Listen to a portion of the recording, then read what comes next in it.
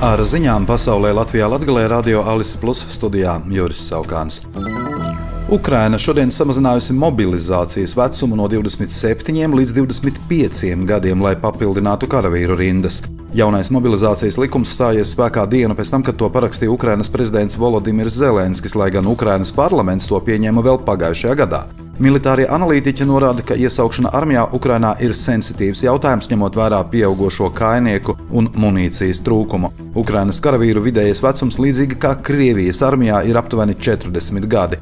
Starptautiskā konferencē Nīderlandē vairāk nekā 40 valstis aicinājušas izveidot tribunālu, lai sauktu Krieviju pie atbildības par Ukrainā pastrādātajiem kara noziegumiem.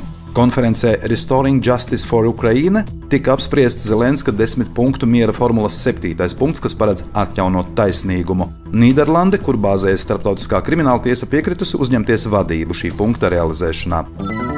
Taivānas austrumus šorīt satricināja spēcīga zemestrīce, pēc kuras tika izplatīti brīdinājumi par cunami gan Taivānā, gan kaimiņu valstīs – Japānā un Filipīnās. Pēc Amerikas Savienoto Valstu ģeoloģiskā dienesta datiem zemestrīces stiprums bija 7,4 magnitūdas, epicentrs atradās jūrā 18 km uz dienvidiem no Hualjeņas pilsētas. Tur zemestrīcē sagruva vairākas ēkas, uz laiku tika apturēta vilcienu satiksme visā Taivānā un metro satiksme Taibejā. Zemestrīcei sekoja pēcgrūdieni, no kuriem viens bija 6,5 magnitūdas stiprs.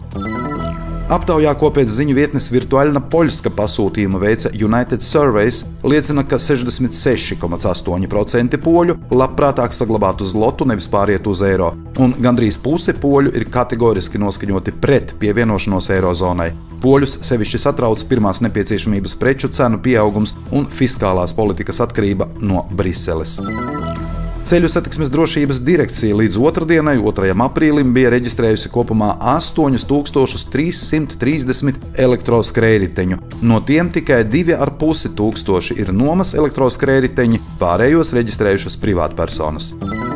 Kopš lietus sākuma vēlā otrdienas vakarā līdz 8:00 šorīt nokrišņu daudzums Daugavpilī sasniedza 31,5 mm, jeb 90% no mēneša normas, ziņo Latvijas vides, ģeoloģijas un meteoroloģijas centrs. Daugavpilī gan pusnaktī, gan agrā rītā bija pērkona negaiss. Šodien gaidāms lietus, kas pāries sniegā, vietām valsts centrālajā un austrumu daļā nokrišņi būs stipri. Nokrišņu dēļ tuvākajās dienās upēs paaugstināsies ūdens līmenis, iespējama zemāko vietu applūšana. Centrālā finanšu un līguma aģentūra apstiprinājusi noslēguma maksājumu Daugavpils sabiedriskā transporta uzlabošanas projektā. Projekta videi draudzīga un integrēta mobilitāte Daugavpils pilsētā attiecināmo izdevumu summa sastādīja 27,3 miljonus eiro, tajā skaitā Eiropas Savienības finansējums 23,2 miljoni. Valsts budžeta dotācija pašvaldībām 1,2 miljoni un pašvaldības finansējums 2,9 miljoni. Finanšu ministrs Arvils Ašerādens šodien darba vizītē apmeklē Daugavpili. Paredzētas tikšanās ar Līvānu un Daugavpils pašvaldības vadību, Latgales plānošanas reģiona, Latgales speciālās ekonomiskās zonas un Latgales uzņēmējdarbības centra pārstāvjiem, kā arī Latgales plānošanas reģiona attīstības padome un uzņēmuma Regula Baltija apmeklējums. No 5. līdz 10. martam Eiropas čempionātā ratiņu paukošanā Parīzē piedalījās daugavpilietis Dmitrijs Valainis, izcīnot 2 bronzas medaļas. Daugavpils valsts pilsētas pašvaldība piešķīra sportistam naudas balvu 853 eiro apmērā, savukārt viņa trenere Jūlija Vansoviča saņems naudas balvu 426 eiro apmērā. Viņam un citiem sportistiem tiks piešķirtas naudas balvas saskaņā ar Daugavpils domes noteikumiem. Vairāk par to Daugavpils pilsētas saimniecības un attīstības komitejas priekšsēdētājs Igors Aleksejevs.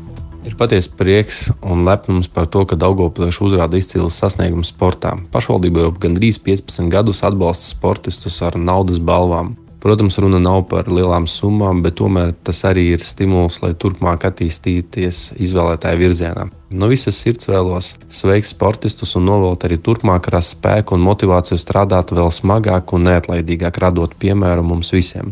Par datumu, kad tiks veikta apbalvošana, tiks paziņots pavisam drīz.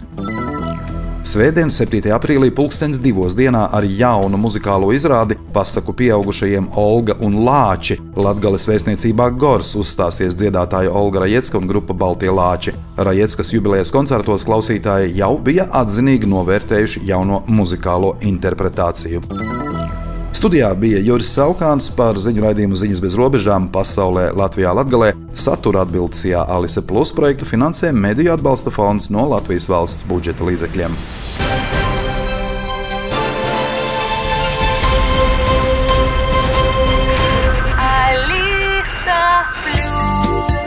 Radio